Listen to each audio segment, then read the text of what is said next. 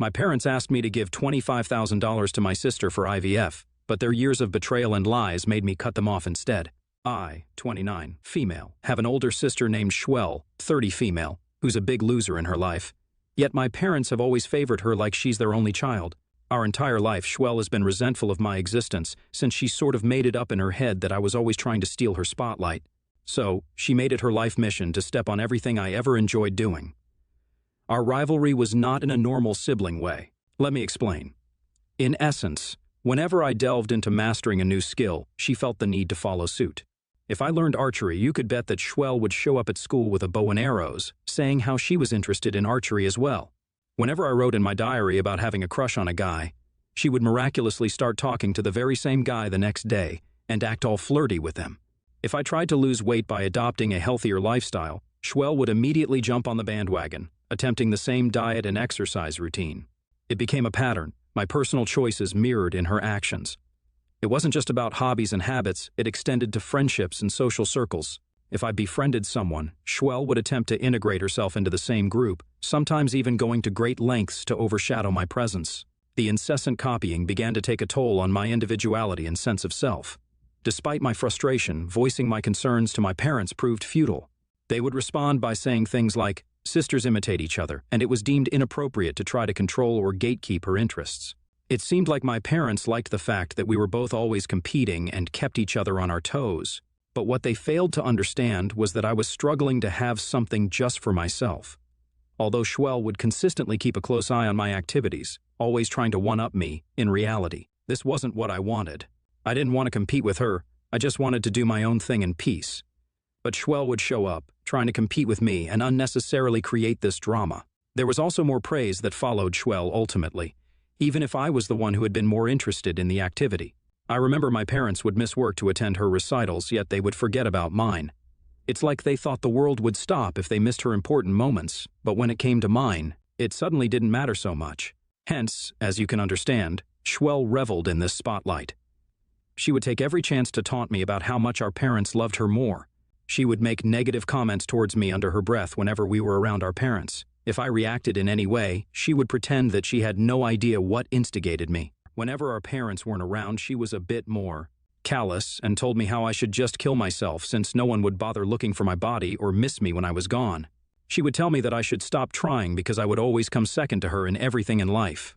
Her antics didn't just stop there. She has physically bullied me in our school 4 to 5 times by either purposefully tripping me in front of everyone or hitting me and justifying how it was just a dare by her friends. When my teachers found out, they immediately called on my parents to complain and threatened Schwell with suspension. My parents would tell the administration that this was a family matter and they would handle it at home. But at home, Schwell would pretend like I had done something to instigate her, which is why she had behaved that way with me.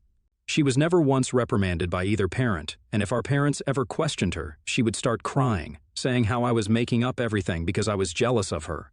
My friends started calling Schwell out for her abusive behavior towards me, and this is when Schwell started spreading rumors about me. She would show up to school with bruises around her thighs or a cut on her forearm, saying how I was doing those things to her when our parents were not around.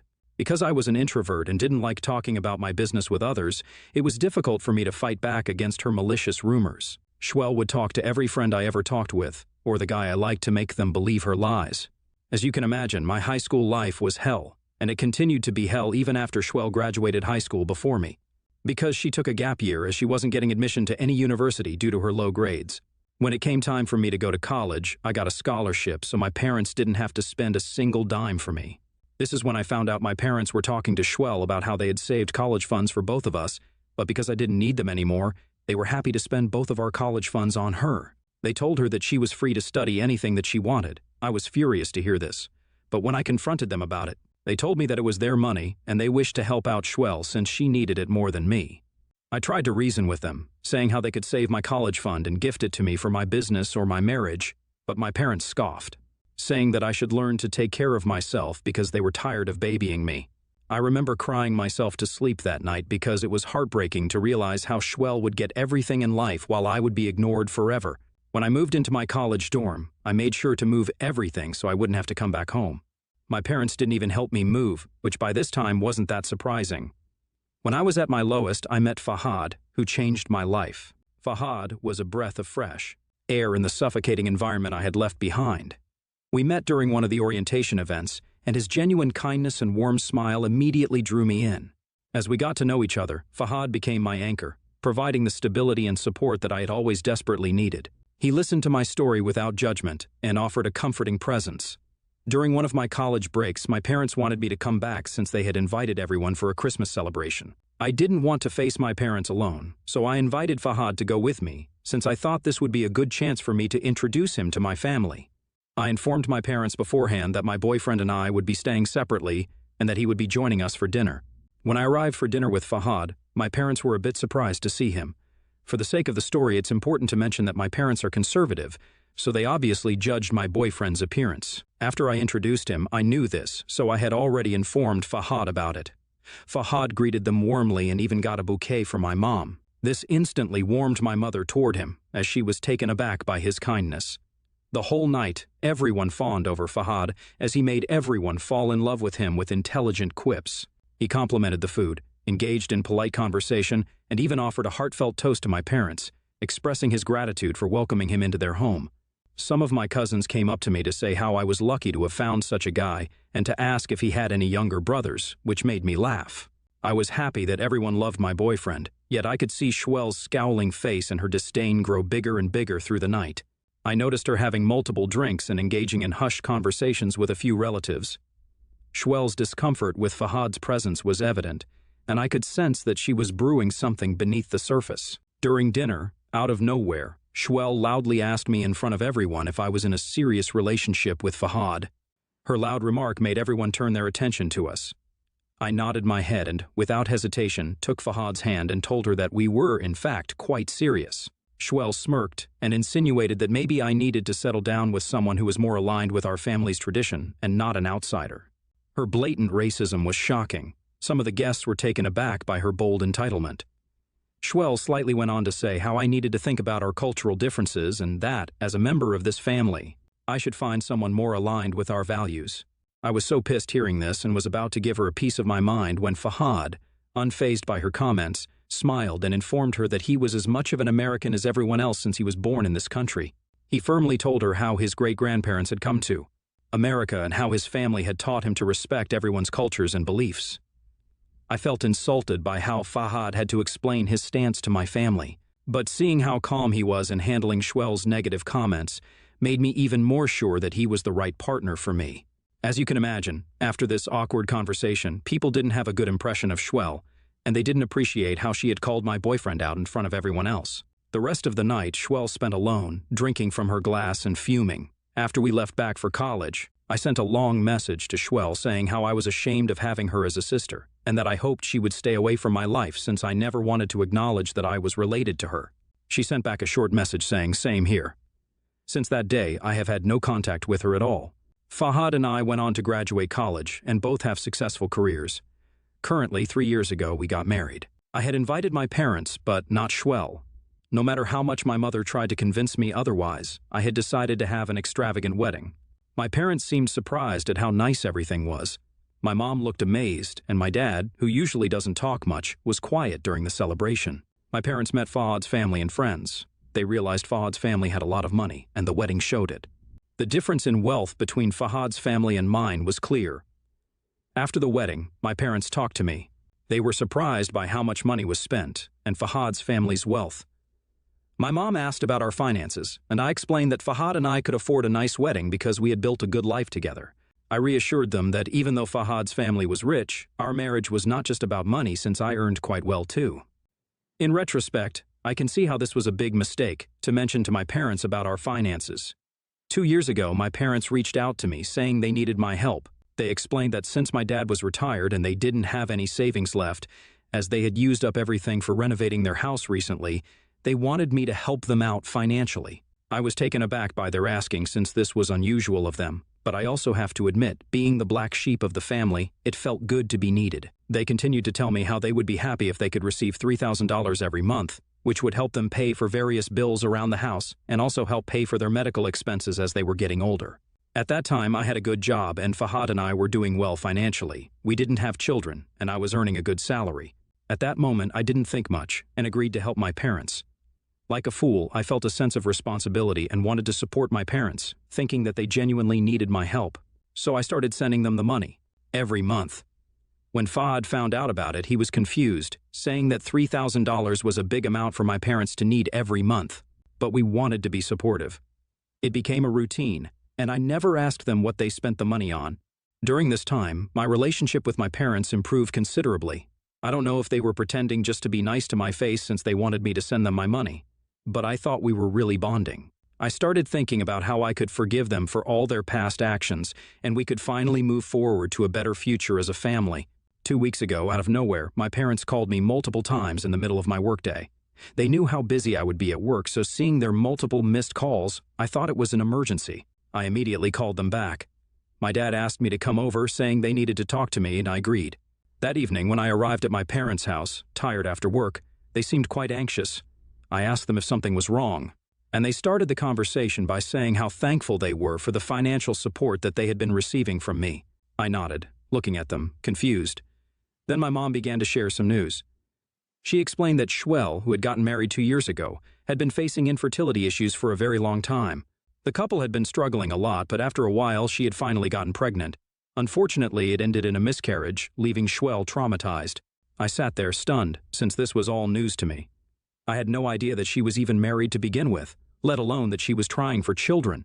My parents went on to say that Shwell was now considering in vitro fertilization IVF to increase her chances of having a child. However, the procedure was expensive, and they needed $25,000 for it. They looked at me with hopeful eyes and told me that, as her sister, it should be my duty to help her out. They continued to say how this was the least I could do for Shwell since she was family, and family needs to help each other out. I listened attentively, but when they made the request, I was floored. I couldn't fathom how I was responsible for covering such a significant expense, especially given the complicated history between Shwell and me. I reminded them that Shwell and I were never siblings to begin with, as she had bullied me all my life, and there was absolutely no way that I could give her such a significant amount as a gift. This response didn't sit well with my parents. They started insisting that, as Shwell's sister, it was my duty to help her become a mother. They argued that since I didn't have children of my own, the least I could do was contribute to bringing a grandbaby into the family. As a compromise, I calmly explained that I sympathized with the situation, but I was not going to give her any money as a gift. I added that if she wanted the money, I would be willing to give her $25,000 as a loan, only after she agreed to sign a legally binding contract, which would explicitly state that she would have to pay me back or I could take her to court over it. My parents started yelling when they heard this. They told me that it was offensive for me to even suggest such an idea since I had so much money just lying around. My mom told me that I should not be selfish and that my sister needed this money more than me. I was livid at their entitlement and audacity. I reminded them that I was the one who had worked hard my entire life to earn this much, and I had my own life to lead and financial responsibilities to manage. I couldn't simply allocate such a substantial amount of money for someone who had made my life miserable and whom I hadn't been in contact with for years. I told them that if they didn't agree to my demands, then they should not expect me to give them any money. Hearing this, my parents started screaming that this was why they disliked me so much, because I was always so arrogant and always thought I was superior to everyone else. I was taken aback by their harsh words when, until a moment ago, they were begging me for money. Despite their attempts to guilt-trip me, I stood my ground. I couldn't help but feel suspicious about all the money that I had been sending them.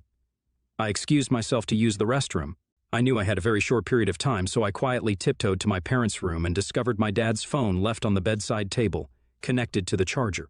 I know it was wrong, but I couldn't shake off the pit in my stomach, so I checked his messages. This is how I found the transaction messages of $1,800 being sent every month to my sister for the last 2 years.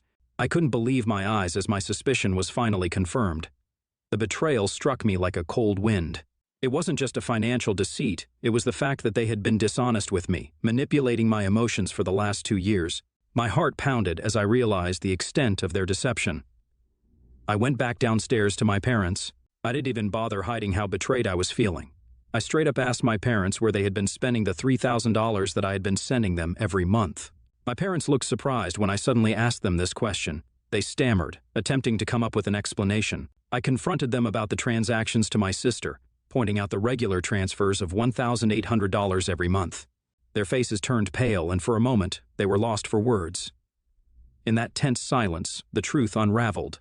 My parents admitted to diverting a significant portion of the money I had been sending for the past 2 years to Shwell. They justified it by claiming that Schwell needed the money, and as parents, they couldn't watch her suffer. I looked at them, furious, hearing their pathetic excuse, and asked them, "Then what about me? You didn't feel bad about taking the money from me for the last 2 years while lying to me?"